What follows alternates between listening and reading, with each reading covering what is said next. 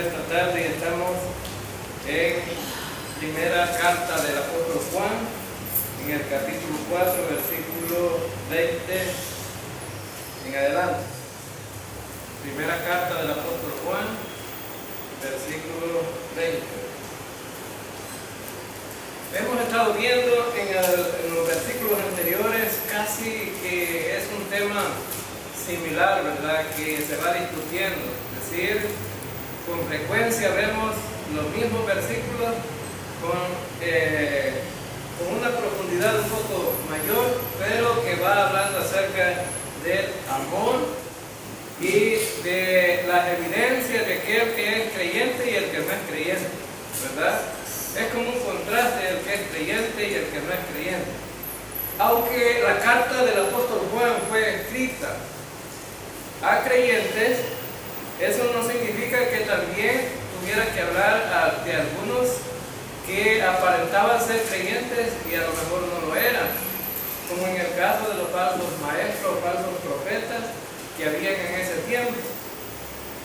Y hemos venido hablando que es el que ama es de Dios y el que no ama no es de Dios, ¿verdad? Son los contrastes que se han venido dando.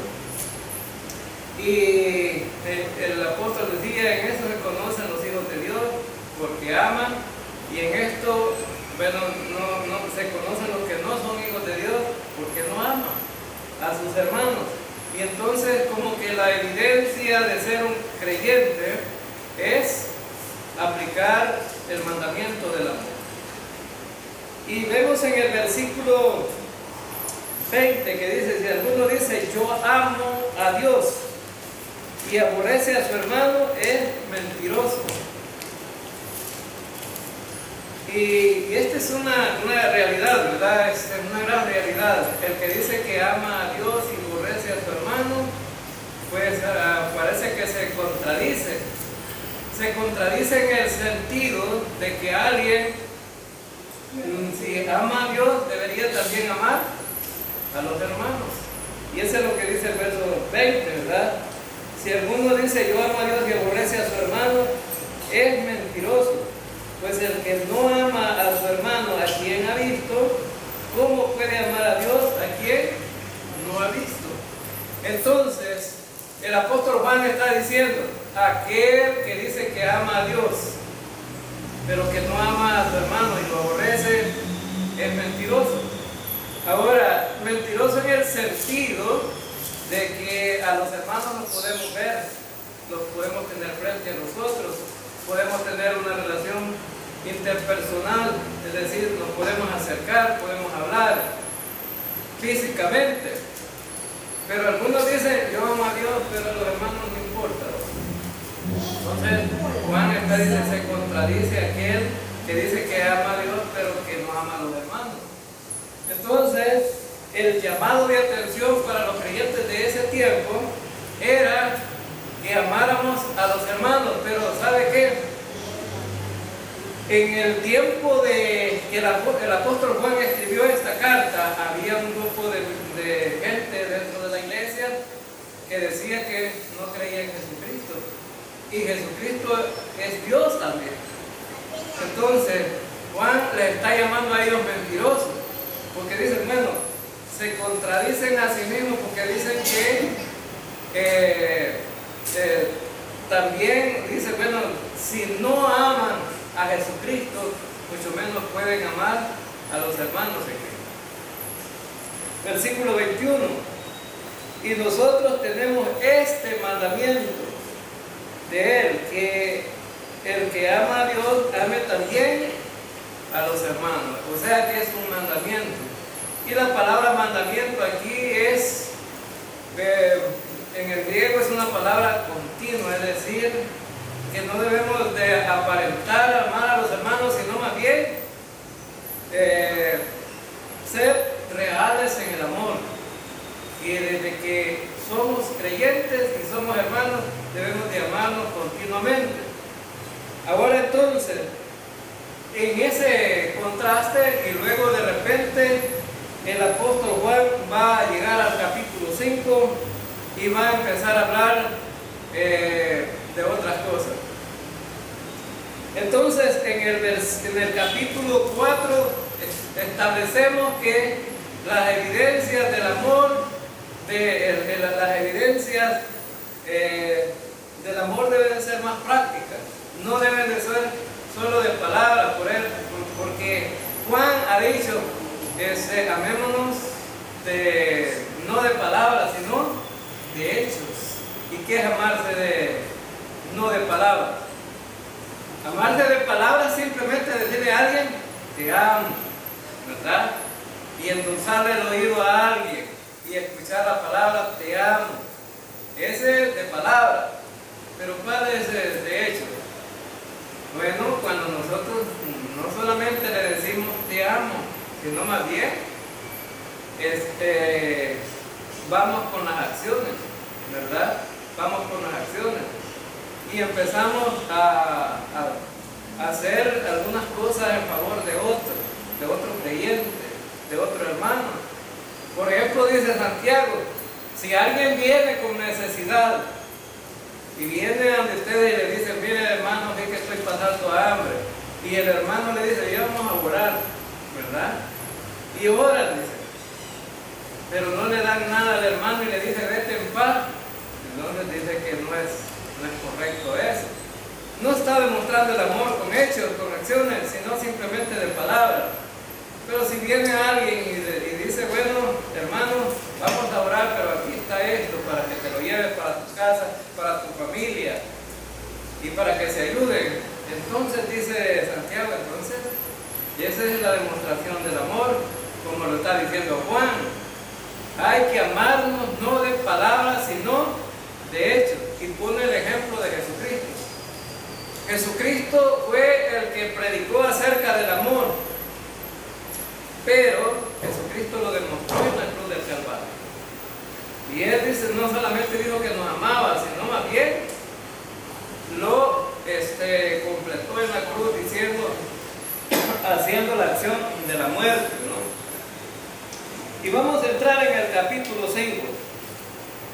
Y dice, todo aquel que cree que Jesús es el Cristo es nacido de Dios. Todo aquel que ama al que engendró, ama también al que ha sido engendrado por él. Ahora entonces, vemos aquí en el capítulo 5 de la primera carta de Juan, en el versículo 1, que está ya la primera palabra o la primera demanda de Juan para los creyentes es el que cree en Jesús. El que cree en Jesús, que es el Cristo. Ahora entonces está llamando a la reflexión de los creyentes, porque los creyentes habían creído en Cristo, ¿no? Y uno podría decir, ¿por qué le está diciendo a los creyentes que crean en Cristo? Entonces, y era la razón es porque dentro de la iglesia podían haber muchos que no eran creyentes. Como puede ser hoy en día en la iglesia universal, en las iglesias de todo el mundo, podrían haber grupos de creyentes, de gente que dice que son creyentes, pero que no son creyentes. Ahora entonces, dice en este versículo, todo aquel que cree en Jesucristo es nacido de Dios.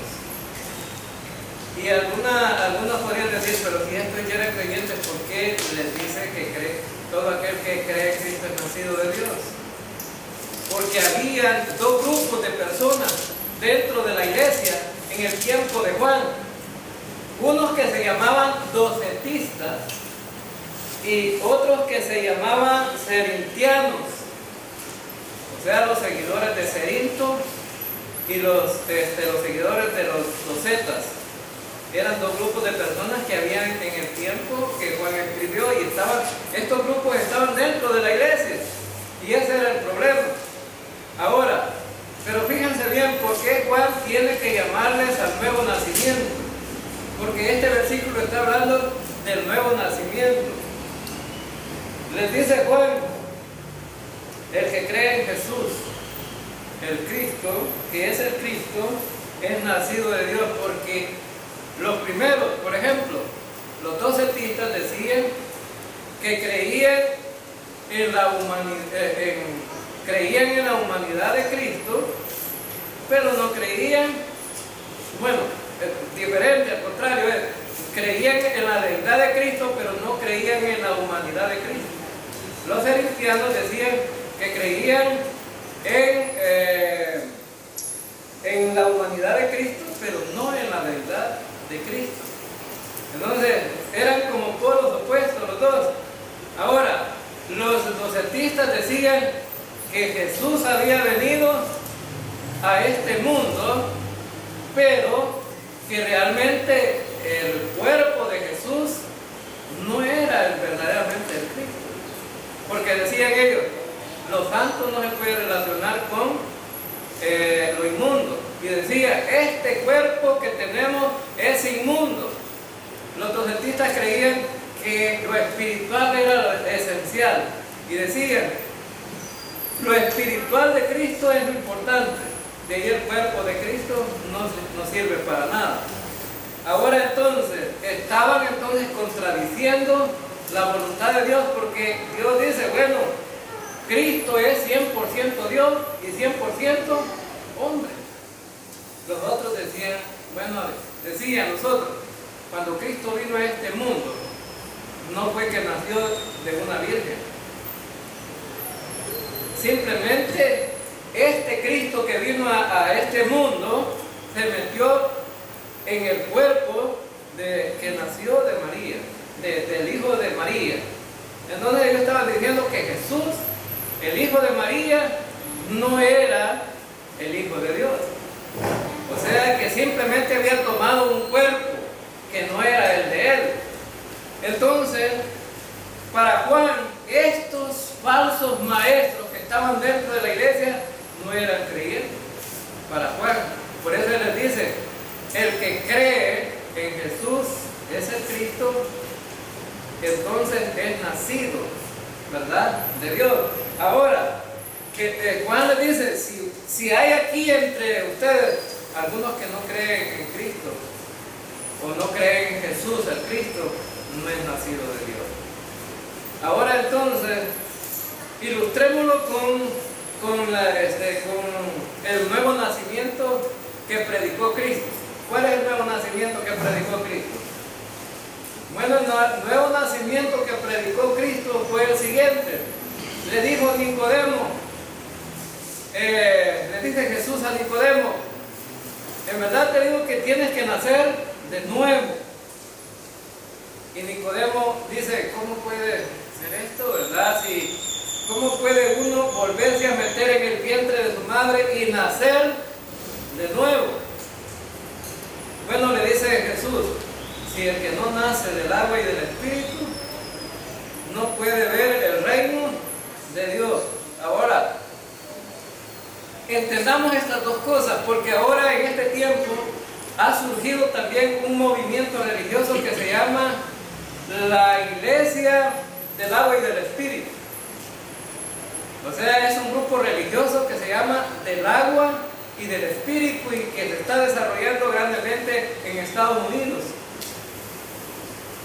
¿Y qué es lo que ellos entienden por agua y el Espíritu? Por agua y el Espíritu ellos entienden el bautismo en agua y el bautismo en el Espíritu Santo. Es decir, están hablando de dos bautismos. El bautismo en agua, por eso ellos dicen, si no te bautizas en agua no puedes ser salvo. Porque ellos entienden que en creer en Cristo viene el bautismo del Espíritu también. Pero entendamos una cosa, el bautismo en agua no salva.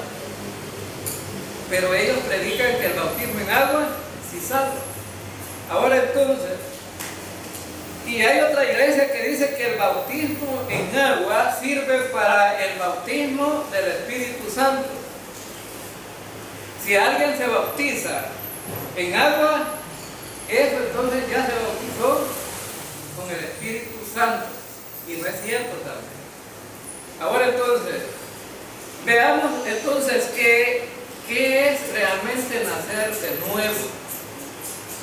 O nacer del agua y del espíritu. Nacer del agua significa el nacimiento físico de una persona. Es decir, el nacimiento, cuando nacemos por primera vez nosotros. Por eso Juan también declara a Nicodemo: el que es nacido de la carne, carne es. Y el que es nacido del espíritu, espíritu es.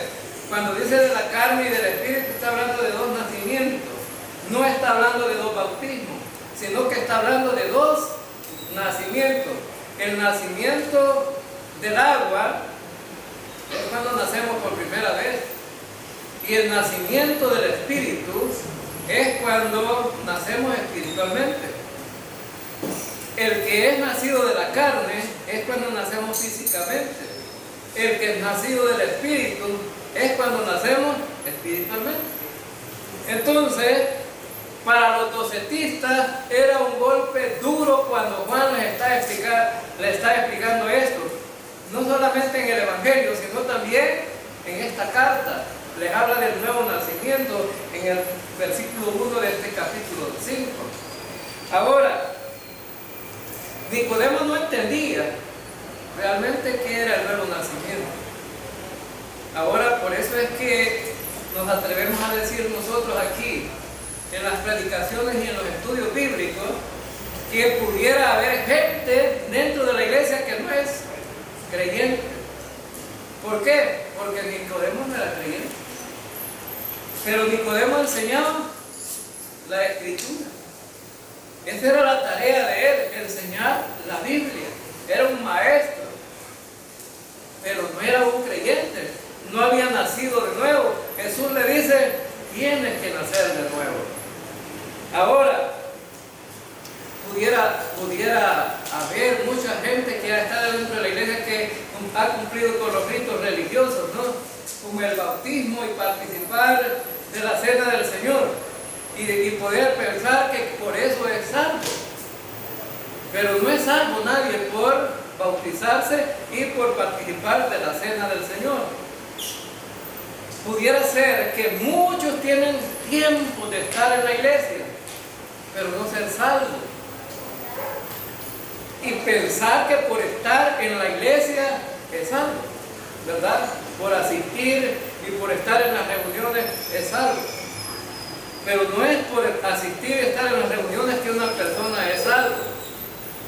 Y como Nicodemo no entendía cómo nacer de nuevo, le hizo esta pregunta a Jesús: ¿cómo puede hacerse esto? En el Evangelio de Juan, capítulo 3, me parece que el versículo 12. ¿Cómo puede hacerse esto? Bueno, el Evangelio de Juan, no sé si el versículo 9 o versículo 12 dice, hace la pregunta, pero vamos a ver mejor el pasaje para estar más seguro. Dice el versículo 12, no es el versículo 12, sino más bien el versículo 9. Respondió Nicodemo y le dijo: ¿cómo puede hacerse esto? ¿Cómo puede hacerse esto? Es la pregunta de Nicodemo. ¿Y qué le dijo Jesús? ¿Qué le dijo Jesús? ¿Cuál es la respuesta de Jesús? Aquí está la respuesta que toda persona debe de saber cuando alguien ha nacido de nuevo. Versículo 14, ¿qué dice? Así como Moisés levantó la serpiente en el desierto, así es necesario que el Hijo del Hombre sea levantado, para que todo aquel que en él cree no se pierda, mas tenga vida eterna. Entonces, ¿qué es el nuevo nacimiento?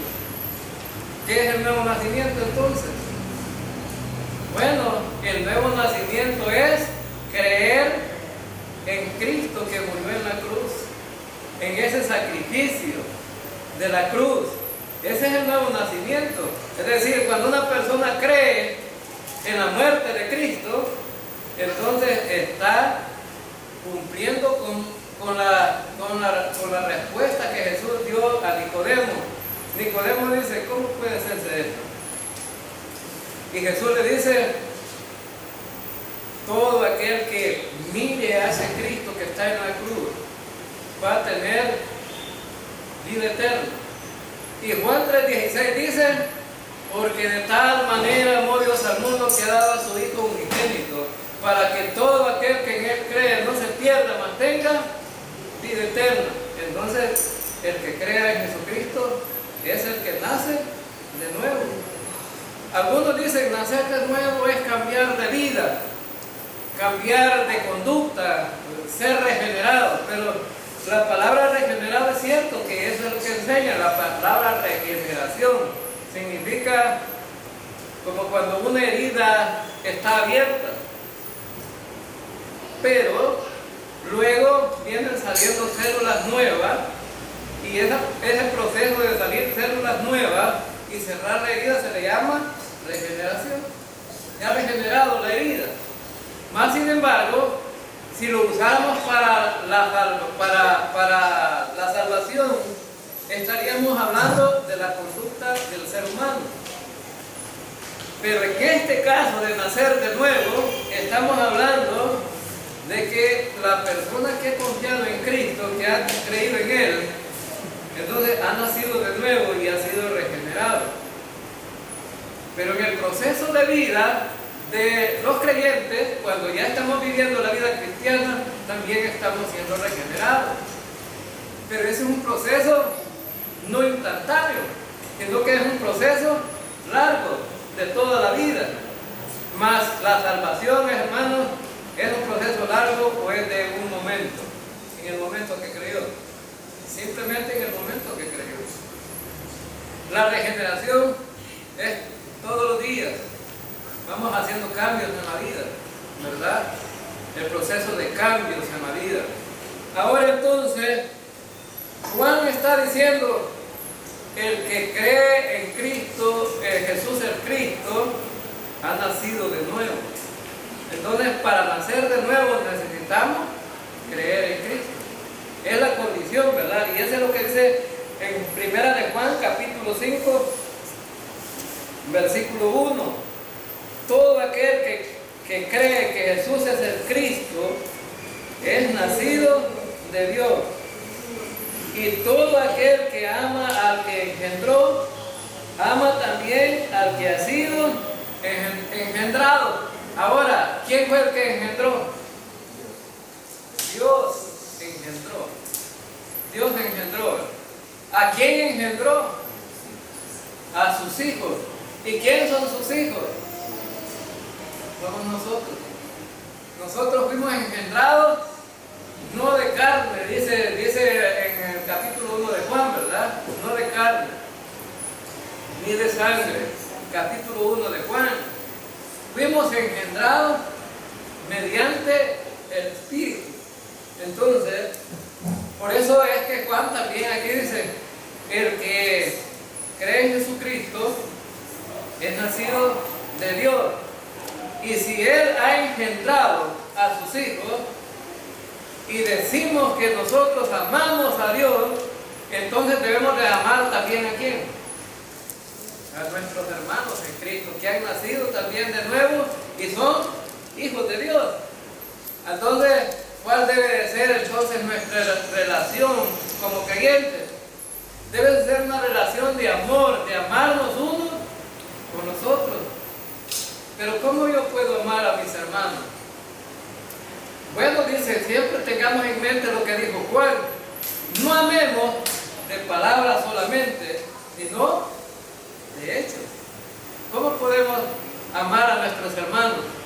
Bueno, nuestros hermanos a lo mejor van a tener necesidades y hay que acercarnos a ellos y tratar de ayudar. A los hermanos van a tener problemas, hay que acercarnos a ellos y tratar de tener empatía también con esas situaciones.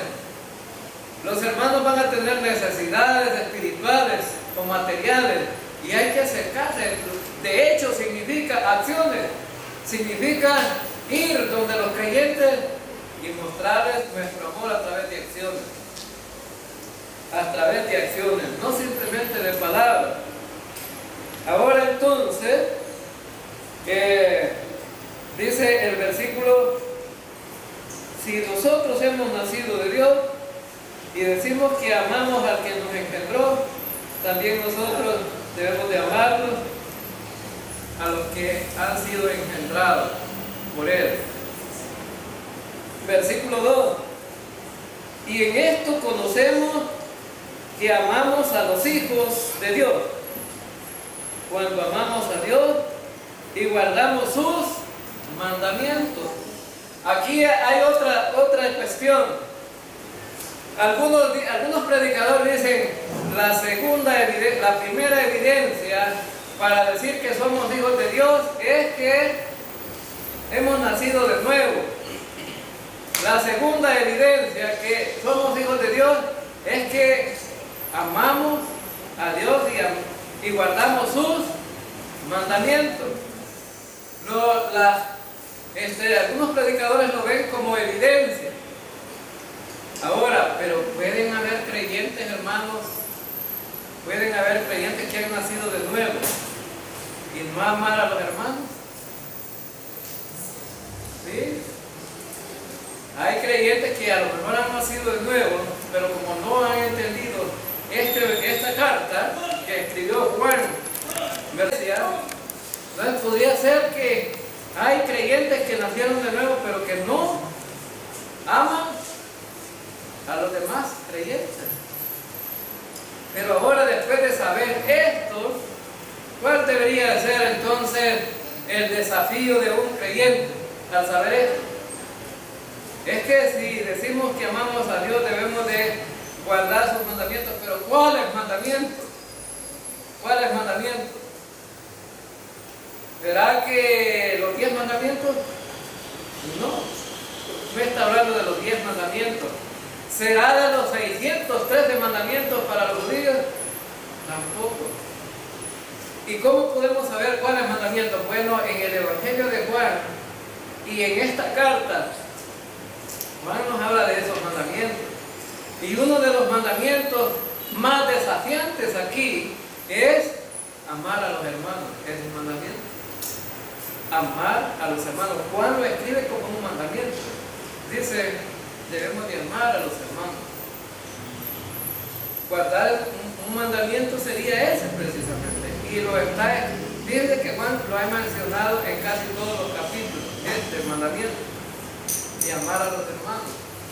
Ahora entonces, la insistencia de Juan es que no solamente amemos a Dios, sino también amemos a los hermanos. ¿Por qué es que lo decía Juan? Porque Juan veía en los falsos maestros o falsos profetas que no estaban amando a la iglesia, sino que la estaban destruyendo. Cuando un predicador está destruyendo la iglesia, no la está amando. Fíjense que Cristo no destruiría nunca jamás su iglesia, porque es el cuerpo de Cristo. Ahora entonces, pero hay predicadores que han destruido la iglesia, sí, y la están destruyendo, enseñando falsas doctrinas. Ahora, la iglesia se destruye no solamente creando una división ahí y llevándose un grupo de creyentes y otro grupo de creyentes por otro lado. Aparentemente eso lo vemos nosotros como la destrucción de la iglesia, pero más sin embargo, la destrucción más peligrosa es que le enseñemos doctrina falsa a los hermanos. ¿Y cuál era la doctrina falsa que estaban enseñando estos falsos maestros? Pues que Jesucristo no era hombre y que Jesucristo no era Dios. Ahora entonces, una falsa doctrina. Estaban enseñando una doctrina en contra de la voluntad de Dios. Entonces, por eso Juan dice, si realmente aman a Dios y si realmente dice que aman a Dios y tienen que amar a los hermanos y también deben de guardar sus mandamientos. Ahora entonces, y para poder entender los mandamientos, necesitamos nosotros ver los versículos que nos piden acción. Por ejemplo, ¿qué dice Hebreos capítulo 10, versículo 25? Ese es un mandamiento. Hebreos capítulo 10, versículo 25. ¿Qué dice ese mandamiento? No dejando de congregarse, como algunos tienen por costumbre. Más cuando ves que aquel día se acerca. Entonces, ¿cuál es el mandamiento ahí? No dejando de congregarse. Ese es el mandamiento. Y si lo sabemos, entonces, y no lo cumplimos, entonces dice la palabra, entonces no están amando a Dios. Porque Dios les ha dicho, no dejen de congregarse, pero no están cumpliendo con este mandamiento. ¿Cuál otro mandamiento? Primero Tesalonicenses, capítulo 5, versículo 17. ¿Qué dice? ¿Qué dice ese versículo? Primero Tesalonicenses, capítulo 5, versículo 17. Orar sin cesar. ¿Ah? Orar sin cesar. Orar sin cesar. Y el versículo 16, está siempre gozoso. Y el versículo 17, orar sin cesar. Ahora, que estamos siempre gozosos nosotros, hermanos. La mayoría del tiempo no estamos gozosos, pero estar siempre gozosos es un mandamiento ahí. Orar sin cesar es otro mandamiento.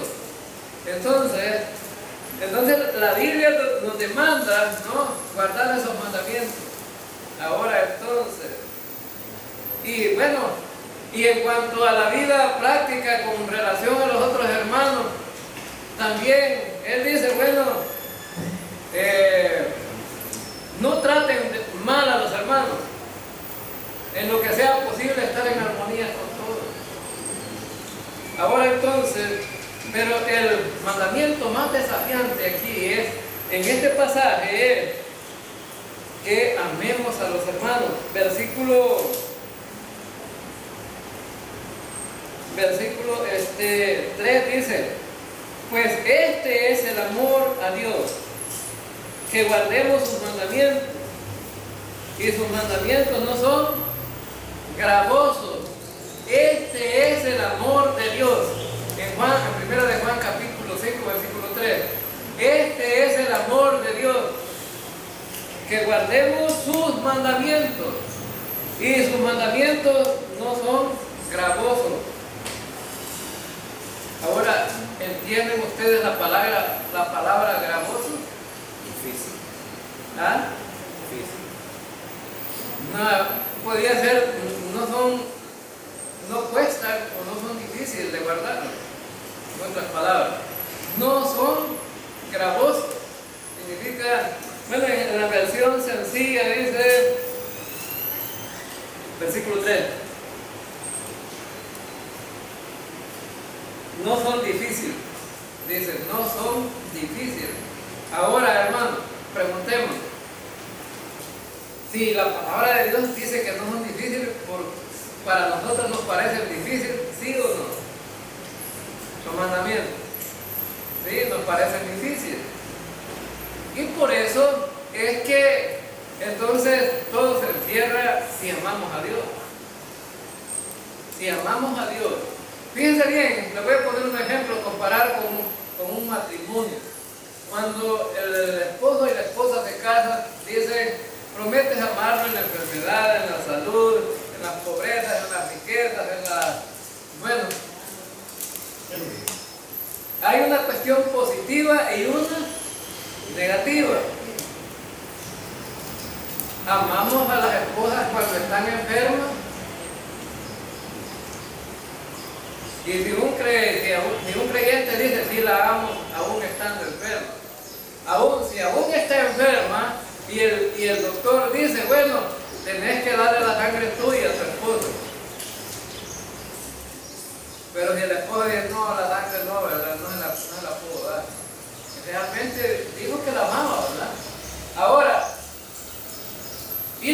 esposa dijo, bueno, yo prometí amar a mi esposo en la riqueza y en la pobreza. Pero no es cierto que cuando hay problemas económicos los esposos se divorcian. No, tú me dijiste que yo iba a estar bien, siempre iba a comer bien. Y mira, fíjate que me tenés en la pobreza. Estamos comiendo solamente una cora de tortillas y una libra de requesón. Y eso de la libra de requesón. Fíjense bien que en mi pueblo abundaba esa cuestión del ganado y de la leche y de la cuajada. Y hubo un tiempo, bueno, todo el mundo vendía 5 de requesón. Pero 5 de requesón era como una libra de oro.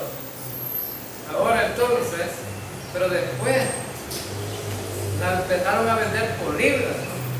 Cuando ya todo era por libra, que llegó el azúcar por libra, los tomates por libra, los chiles por libra, y empezaron a vender el requesón.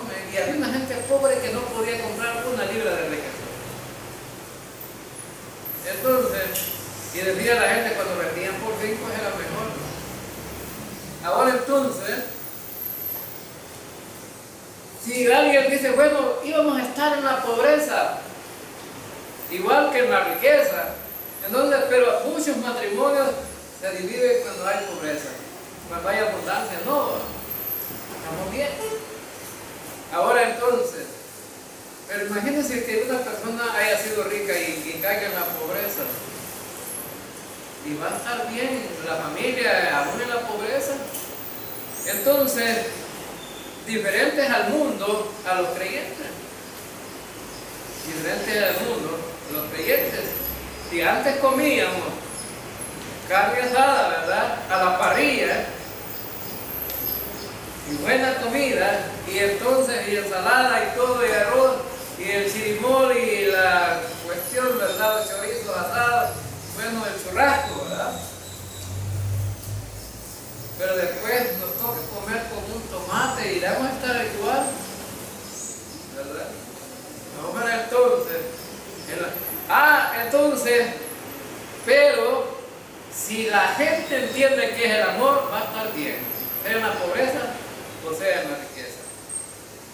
Ahora entonces, si vamos a estar bien con Dios, el Señor dice, bueno, si aprenden a amar, ahí está la respuesta de todo.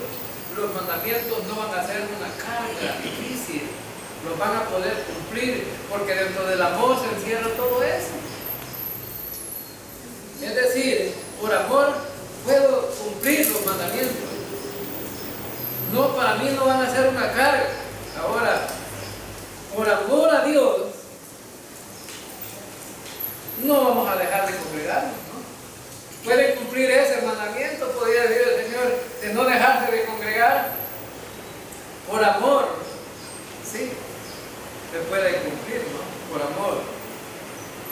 Y entonces, y estaba viendo yo la película de un niño que desde chiquito era bien religioso.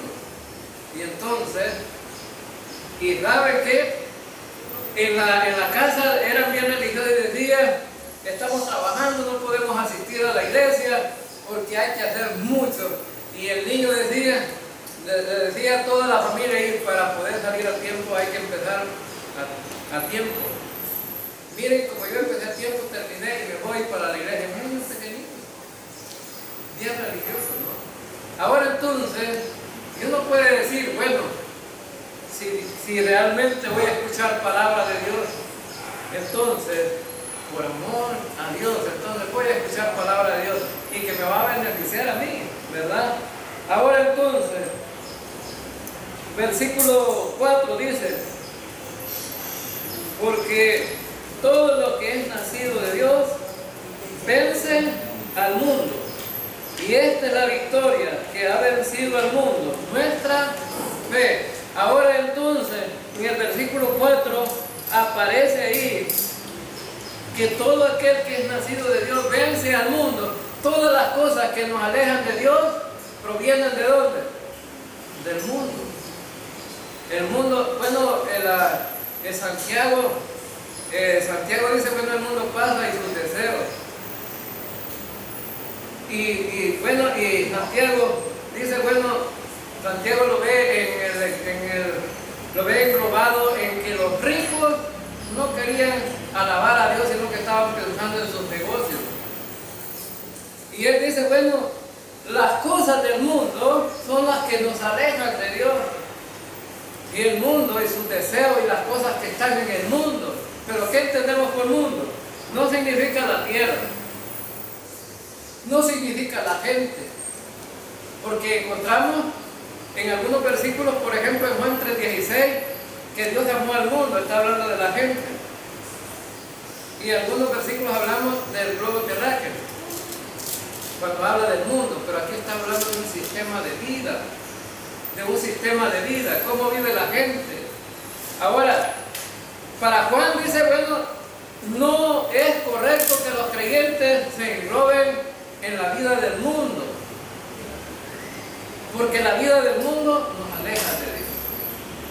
Ahora, fíjense bien que a veces la gente dentro de la iglesia no entiende lo que es el mundo. El mundo lo ven como aquellas cosas externas que a veces nos ponemos o que tenemos los creyentes. Por ejemplo, hay iglesias que dicen, bueno, no se pongan pantalones, le dicen a las mujeres porque son del mundo. ¿Y los vestidos son del mundo, hermano? ¿Los vestidos son del mundo? ¿Y los pantalones son del mundo? Que sí, que no tienen el mismo origen, pues. Los pantalones y los vestidos. Ahora entonces, pero otra cosa es, por ejemplo, tener codicia por los vestidos, que no son cosas del mundo, porque es un sistema de vida. Alguien quiere tener o quiere alcanzar tener lo que no puede tener. No puede tener. Por ejemplo, alguien dice, bueno, solamente tengo $20 y esa es la comida de la semana. Pero dice, pero me gusta ese vestido. Y dice, bueno, ¿qué hago? ¿Compro el vestido y aguanto hambre? O como la semana y después procuro comprar el vestido. Ahora entonces, hay gente que mejor dejaría de comer por comprar el vestido. Entonces, ese es el sistema del mundo que quiere meter a la gente en cosas que, los mete en problemas, ¿no?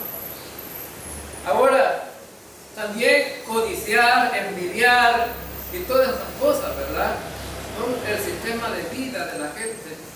Y por eso dice Juan, dice aquí, en el versículo 4, porque todo lo que ha nacido de Dios vence al mundo. Significa entonces que como creyentes nosotros no deberíamos de anhelar vivir así. Como creyentes no deberíamos de tratar de vivir así. Y fíjense bien, conocí a un muchacho bien, no sé, no es la palabra envidioso, sino codicioso. Un muchacho codicioso. Salió de la universidad y se graduó de ingeniero. Pero él parece que ingeniero agrónomo.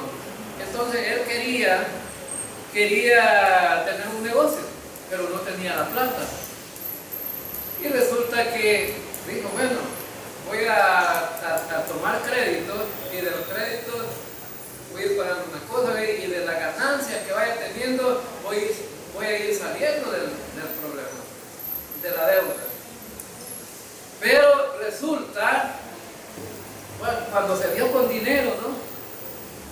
El negocio lo estaba produciendo, empezó a comprar carros porque no tenía carros, sacó una casa fiada y empezó a comprar cosas caras. Y el negocio recién estaba iniciando, no era tiempo todavía.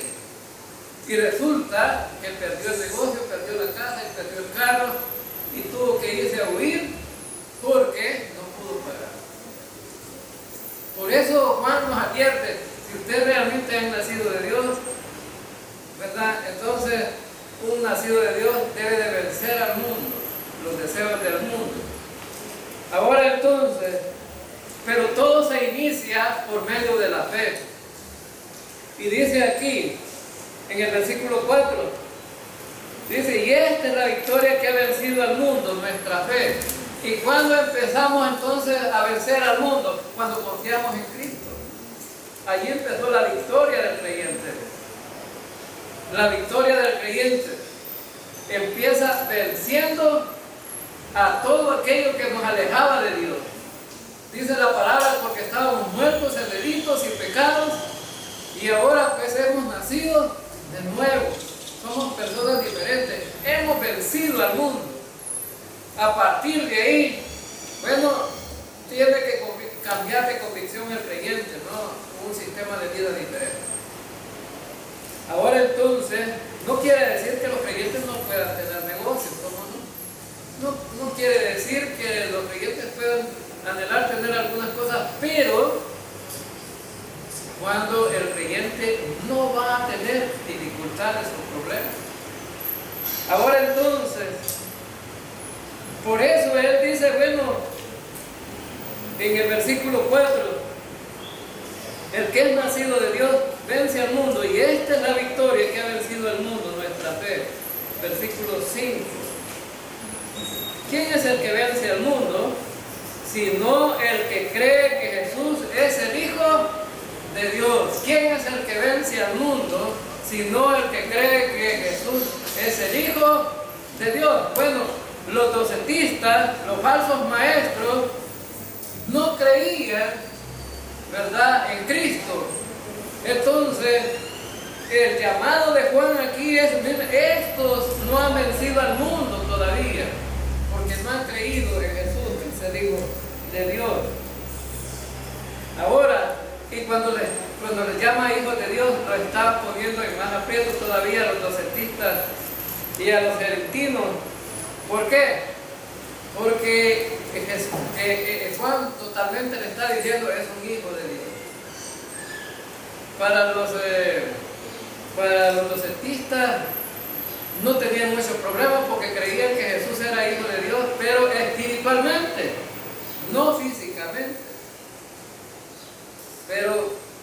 Pero también Juan les dice, bueno, Juan menciona a cada momento la palabra nacido, y la palabra nacer lo está llevando no solamente al nacimiento espiritual, sino también al nacimiento físico, cuando habla del nuevo nacimiento. Ahora entonces, Juan quiere que ellos entiendan que tienen una doctrina falsa y lo que la iglesia está recibiendo y está amparando estas falsas doctrinas. Y por eso es una advertencia para ellos. ¿Quién es el que vence al mundo? Sino el que cree que Jesús es el Hijo de Dios. Entonces, ¿hemos vencido al mundo nosotros, hermanos? Si nosotros hemos creído en Cristo, entonces ya vencimos al mundo. Ya lo vencimos. Ahora, entonces, y por eso a partir del versículo 6, Juan va a hacer una exposición de Cristo de una manera espiritual y de una manera física. Fíjense bien, dice el versículo 6, este Jesucristo que vino mediante agua y mediante sangre, no mediante agua solamente, sino mediante agua y sangre. Y el Espíritu es el que da testimonio, porque el Espíritu es la verdad. Ahora Juan dice, bueno, el testimonio que tenemos es del Espíritu, que va a hablar acerca de Jesucristo. Mediante agua, está hablando del nacimiento físico, mediante agua. Y este nacimiento físico fue el que da evidencia de que Jesucristo podía morir en la cruz. Mediante agua, físicamente, el nacimiento físico, y no está hablando aquí del bautismo, porque muchas iglesias predican que aquí está hablando de bautismo, ¿no? Mediante agua, y no mediante sangre. Y cuando habla de mediante sangre, está hablando del sacrificio en la cruz. Porque nació físicamente, pudo llegar a la cruz. Si hubiera nacido espiritualmente, ¿lo hubieran podido crucificar? ¿No? Ahora, aquí fue crucificado físicamente Jesús. Entonces, por eso él dice, mediante este Jesucristo que vino mediante agua y sangre, no mediante agua solamente, sino mediante agua y sangre.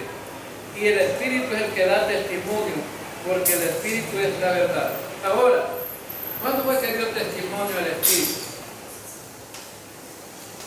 ¿Cuándo es que dio testimonio el Espíritu? Bueno, en el monte de la transfiguración dijo el Espíritu, este es, y Dios mismo dijo, este es mi Hijo amado. Y cuando se bautizó, el Espíritu también dio testimonio de Jesucristo. Ahora, pero tenía que venir físicamente, porque si no hubiera venido físicamente, ¿cuándo hubiera realizado el sacrificio de Jesucristo? Juan, cuando lo vio, dijo, he aquí el Cordero de Dios que quita el pecado del mundo. ¿Por qué? Porque Juan estaba llevando a Jesucristo a un sacrificio real, físico, ¿verdad? Un sacrificio físico. Ahora entonces, y versículo 10 y versículo 7, porque tres son los que dan testimonio en el cielo: el Padre, el Verbo y el Espíritu Santo. Y estos tres son uno. Está hablando de la Trinidad aquí: Dios Padre, Dios Hijo y Dios Espíritu Santo. Dios puede dar testimonio en el cielo a través de la Trinidad, ¿verdad? De esto que está hablando, pero en la tierra el Espíritu Santo fue el encargado de dar testimonio acerca de Jesucristo. Entonces, los docetistas tenían la gran dificultad de que no podían creer que Jesucristo vino físicamente. Por ejemplo, los serentinos dijeron, Jesús realmente no nació de una mujer. Cuando vino, el Espíritu Santo lo metió dentro de un cuerpo de una mujer. Pero cuando Jesús iba a morir en la cruz, lo sacaron de ese cuerpo, y quien murió realmente no fue el Hijo de Dios. Eso era lo que creían ellos. Pero más sin embargo, Juan los está llevando a que entiendan esto, ¿verdad? Que realmente quien murió en la cruz fue el Hijo de Dios. Vamos a quedarnos aquí y vamos a continuar el próximo viernes. Y vamos a pedir, a despedirnos en palabras de oración. Hermano Aníbal, nos despide palabras de oración.